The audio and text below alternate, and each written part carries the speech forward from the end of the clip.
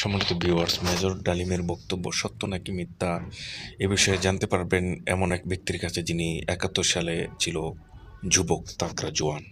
তার আগে মেজর ডালিম সাহেবের একটি বক্তব্য শুনে নিন।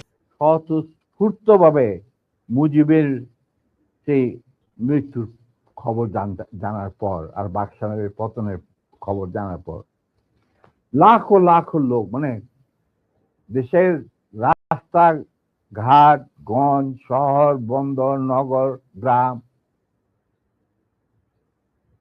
সবাই আনন্দ মিছিল বের করলো।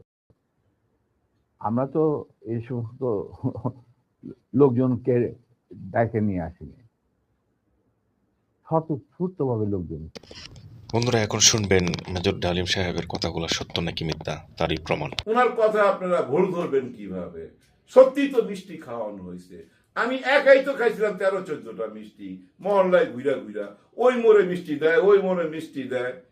এই যে শেখ মুজিবকে মারছে যেদিন, তারপর দিন সকালবেলা আমি আমার বন্ধু সাকি চিটাং থেকে আইসা নামলাম কমলাপুর, তারপরে যে নাখালপাড়া দিয়া যাইতে যাইতে মিষ্টি খাইতে খাইতে গেছি, এই গলি বাসায় পৌঁছাইছি। মা এত চিন্তা, আমি রিক্সা পাইতেছি না, মেন রোডের কিছু সব বন্ধ, হাইটা আসছি কমলাপুর থেকে এই মহাখালী নাখালপাড়ার ভিতর দিয়া, গলির ভিতর দিয়া। আপনারা জানেন মসজিদের মধ্যে নামাজে মানে বলতেছে যে নমরুদকে তুমি ধ্বংস করছো আল্লাহ, আমাদেরকে বাঁচাইছো, এই মুনাজাত হইছে। আমি সাক্ষী মুনাজাত হইছে। উনার কথা সাক্ষী দিলাম তো, দুইটা মিষ্টি খাওয়া আর মুনাজাত হইছে, মানুষ খুশি হয়েছে।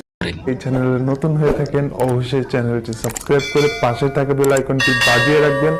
সেই সাথে ভিডিওতে লাইক না দিলে অবশ্যই